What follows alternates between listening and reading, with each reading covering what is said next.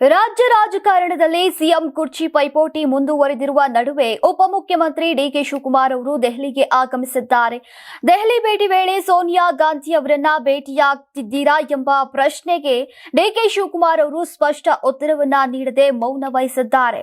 ಸುದ್ದಿಗಾರರೊಂದಿಗೆ ಮಾತನಾಡಿರುವಂತಹ ಡಿಕೆ ಶಿವಕುಮಾರ್ ಅವರು national Herald ಪ್ರಕರಣಕ್ಕೆ ಸಂಬಂಧಿಸಿದಂತೆ ತೊಂದರೆ ಇರುವುದರಿಂದ ತಾವು ಮತ್ತು ತಮ್ಮ ಕಿರಿಯ ಸಹೋದರರು ಕಾನೂನು ತಜ್ಞರನ್ನ ಭೇಟಿ ಮಾಡುವ ಉದ್ದೇಶದಿಂದ ದೆಹಲಿಗೆ ಬಂದಿದ್ದೇವೆ ಅಂತ ತಿಳಿಸಿದ್ದಾರೆ.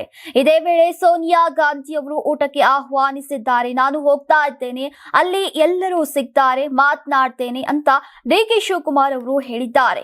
ಆದರೆ ಸೋನಿಯಾ ಗಾಂಧಿ ಅವರನ್ನ ಪ್ರತ್ಯೇಕವಾಗಿ ಭೇಟಿಯಾಗ್ತೀರಾ ಎಂಬ ವಿಚಾರದಲ್ಲಿ ಅವರು ಯಾವುದೇ ಸ್ಪಷ್ಟನೆಯನ್ನ ನೀಡಿಲ್ಲ.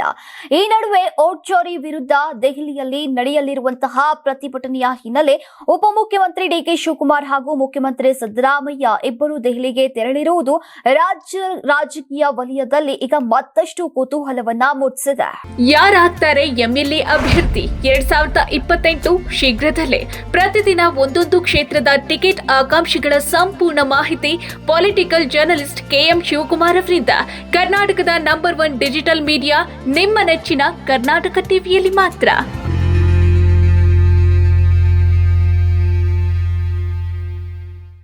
ನೀವು ಸಣ್ಣ ಆಗ್ಬೇಕಲ್ವಾ? ಅದು ಒಂದು ಉತ್ತಮ ಆಹಾರದಿಂದ ಸಣ್ಣ ಆಗ್ಬೇಕಲ್ವಾ? ಪ್ರತಿದಿನ ನಮ್ಮ ಜೀನಿ ಸ್ಲಿಮ್ ನ ಯೂಸ್ ಮಾಡಿ ಯಾವುದೇ ಸೈಡ್ ಎಫೆಕ್ಟ್ ಇಲ್ದಂಗೆ ನೀವು ಸಣ್ಣ ಆಗ್ತೀರಾ.